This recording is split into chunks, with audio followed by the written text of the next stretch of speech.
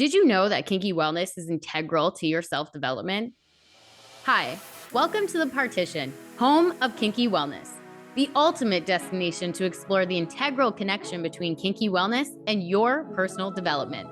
I'm your host and kinky wellness coach, Dana Sugar, and I'm here to show why kinky sexual wellness deserves a rightful spot within the wellness conversation. Don't forget to join me each Monday as I bring on a special guest to dive into specific aspects of kinky wellness. So let's strip away the shame and taboo together and have an open conversation about it. Hey, and welcome back. On Monday, we had the lovely Jordan Zanell on the show to give us an introduction to the 4 stages of the menstrual cycle. And in our conversation, we briefly touched on the topic of bleeding with the moon and what that could symbolize. And although, yes, Jordan was right, many Western scientific studies refute the idea of the connection between the moon and the menstrual cycles, many cultures and ancient traditions, such as ancient Egypt, India, and China, do believe that there is a link between the two. This is why today's episode is going to go into each of the moon phases and what that means for menstrual cycles. So, although we do not have scientific studies that connect the moon effects and menstrual cycles, or even women syncing up together, there was a study done in 2021 that found both rural and urban communities experience distinctive sleep patterns under the moon cycle. So when it was around the time of the full moon, the people being studied showed to sleep fewer hours and went to bed later. But during the new moon phase, the study showed that the same people were more likely to sleep longer hours. So there is some proof out there that the moon does affect us. And really, to me, when I think about it, it doesn't sound that crazy at all for the moon to affect women's menstrual cycles, like at all, because our bodies are mostly made out of water, right? And if you've ever been around water during a full moon, you can clearly see the effects that it has on the tides, right? Also, from personal experience, I vividly remember staying in Muskoka last April, and there was a full moon out, and it was very cloudy though. So when the moon was out, you could hear like all the animals like howling towards it. And then just like a switch, when the moon was hiding behind the clouds, the animals would stop. And then when the moon was back out, the animals would start up again and repeat. And it was almost like it was in perfect harmony. Plus, don't you find it interesting that both women and the moon typically share a 28-day cycle? But before we get into this, I want to take a note here that women's cycles start at different points for a variety of reasons. And from what I found, one of the most influential reasons why that is actually due to our relationship with artificial light.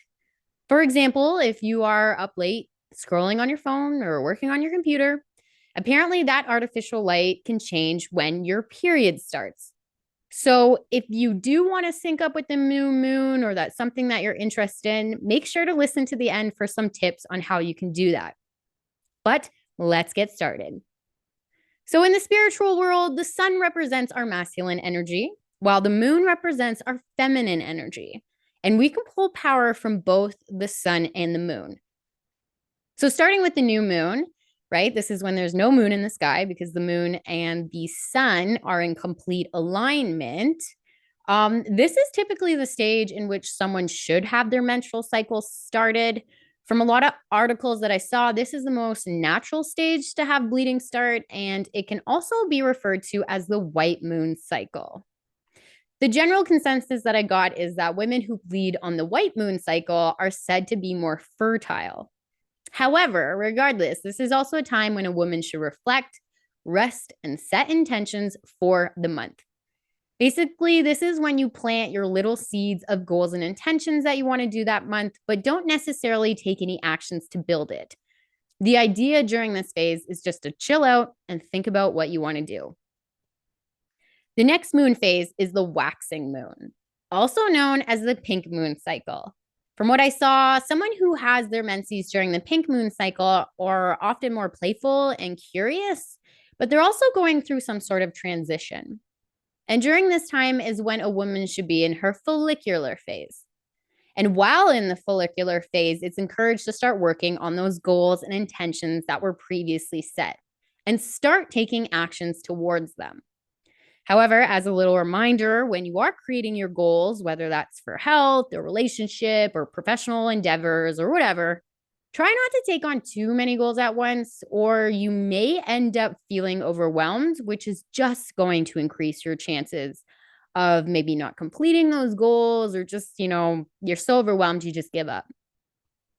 The next phase is the first quarter moon, which is apparently when you either start to see those little leaves on the seeds that you planted, or you might be confronted with challenges that you didn't anticipate. And if this happens, take a step back. Take a step back and just look at the challenges that's in front of you and see if you need to reevaluate your plan in any way. One of the examples that I saw is maybe you're starting to see that you only have the energy to continue on 2 out of the 3 goals that you set for that month. And that's okay. Because again, this is a time when you can adjust as needed.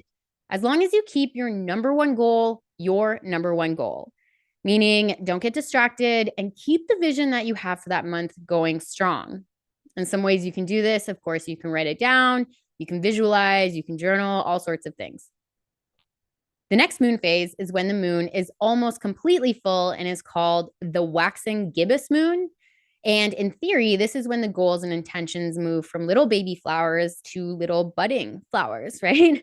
So this is a time when a woman can become more energetic, which means she can take bigger actions and steps towards her goals and intentions. But at the same time, if this woman was struggling in the last phase, this might also be a time when her patience is being heavily tested. So if you are, being heavily tested with your patience, just take a deep breath. The next phase is our full moon, which is also referred to as the red moon cycle. And key points for women who bleed on the red moon cycle is that they have a greater opportunity to embrace passion, adventure, and their sexual side. And during the red moon cycle is when the ovulation phase happens. This is a great time to be around people, create new things with others, and when the energy is at the absolute highest. Also, the goals and intentions that were set at the beginning of the cycle should be starting to bloom. However, a lot of the articles mention that if you weren't ready or if things didn't really work out the way that you wanted, you could be experiencing peak stress levels instead of peak creativity levels. So that sucks. But again, just take a deep breath. Everything's a cycle and you can start over next month. Also, of course, during the full moon, this is when the sun and the moon are in full alignment. And it is said that standing under a full moon can be just as mentally and spiritually beneficial as standing with the sun. One article said that standing under a full moon can even be nourishing and heighten creativity. Which I guess, if you think about it again, like that makes sense because when you're standing in the sun, you feel really warm, you feel happy.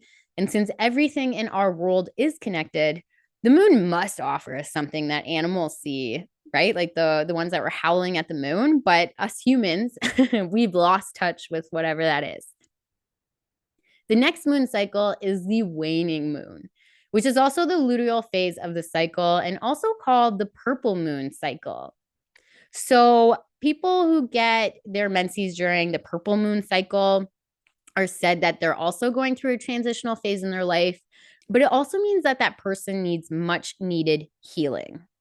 The luteal phase is also known to be the phase where tasks and projects are coming to completion and when your goals are showing some type of yield. This is also a good time to look at things that can be released that aren't serving you anymore.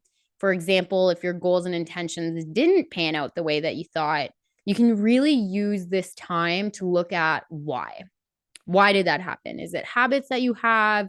Were you just not focused? How are your energy levels? This is kind of for you to reflect and be like, what happened here? The next moon phase is the last quarter moon, which again is when the moon is 90 degrees with the sun. And metaphorically, this is when your goals or little plants of intentions are going to start to die, which doesn't necessarily translate to sadness. It just means that it's making more space to plant more goals and intentions for the next cycle. And right, things in life, we need death in order to have life, right? The last moon phase is the waning crescent moon, which is all about surrendering. surrendering to what happened that month, surrendering to who you are now, giving into the universe and the energies around you. And this is the final stage that gives a chance to go back into the rest mode to gear up for the cycle to repeat, right? So in this list that I just listed, we have stages for expansion, and we also have stages for contracting inwardly. And the stages of going inwardly are just as important as expanding, because sometimes when we focus so much on just expanding, and I've definitely been guilty of this, right? I've seen it in my own work. We and I always become less efficient, right? Because we don't give ourselves time to review if what we are doing are even the best steps for our growth. And many articles pointed out that during this cycle that require rest, this is also a time when women's intuitions are also in the highest. So if you aren't resting during this, you aren't able to listen to what your body's telling you, what your intuition's telling you. So you really need to take that time to kind of quiet down and listen to yourself to see if you're on the right track for what you want to do. So, of course, if you are someone who wants to sync up with the new moon, here are some tips from Alicia Vida. Now, Alicia is the woman that Jordan mentioned on Monday's episode, and she is an integrative nutritionist, author, and founder of Flow Living. And Alicia's first advice is to spend time with nature. You can do this by walking or going to a park or spending time in your backyard if you have one. But really, I think when it comes to nature, like, just don't underestimate the power of it. More and more and more and more studies are always coming out about how important being in nature is to us. And this is especially true when it comes to our stress levels. And like we talked about on Monday, if you have high stress levels, then it will affect your menstrual cycle as well.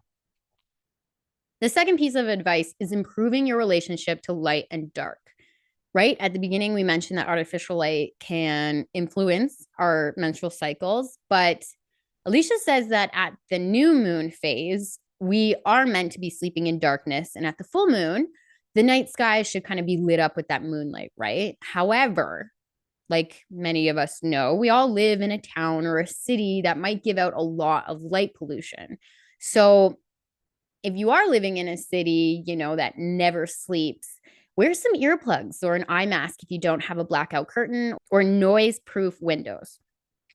Of course, in general, we know that light pollution can be destructive and, change our sleep patterns. And if we do change our sleep patterns or it's disruptive, that's what's going to throw off our hormones. And when we throw off our hormones, that is directly linked to our ovulation regulation and therefore going to reflect our cycle regulations. The third is monitor your cycle.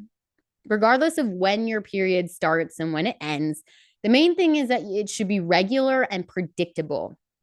Then once you get into a healthy cycle that feels good for you, then that's when you can begin to work on syncing with the moon. So don't rush it. You want to get your periods back to a regular, predictable thing before you kind of jump or move into anything else. But there you have it. A quick little debrief of the moon cycles and what that means to our menstrual cycle. And even if you don't think the moon has an effect on our menstrual cycles, or maybe you do, I just thought this would be a fun information to share and maybe get you interested in following your own menstrual cycle and seeing when you have it.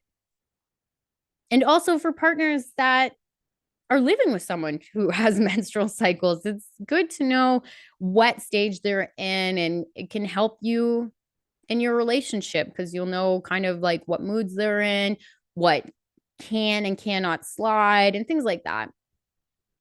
But as for next week, we are going to be joined by Dr. Kat Meyer to talk about the psychedelic ketamine and its relationship to healing and pleasure. Dr. Kat is a licensed physiotherapist specializing in sex, trauma, and ketamine-assisted therapy, as well as an author, yoga teacher, and international speaker dedicated to evolving the relationships we have surrounding sexuality and our bodies. And I'm very excited to talk about ketamine because unlike psilocybin, this is a psychedelic that I know nothing about. Of course, like I've been around people that were taking it, but that was kind of in a party going out type of situation. So this will be far from that, I feel. So yes, we are going to cover what ketamine is, what the safety parameters around it are, and how it actually can be used to help us mentally and even in our sex life. So yeah, I'm very excited for that because I just find that so interesting. But this is all I have for you today on the moon cycles and menstrual cycles. And so I hope you have a great rest of your week. And I will speak with you guys on Monday. You guys know what to do. As always, stay kinky.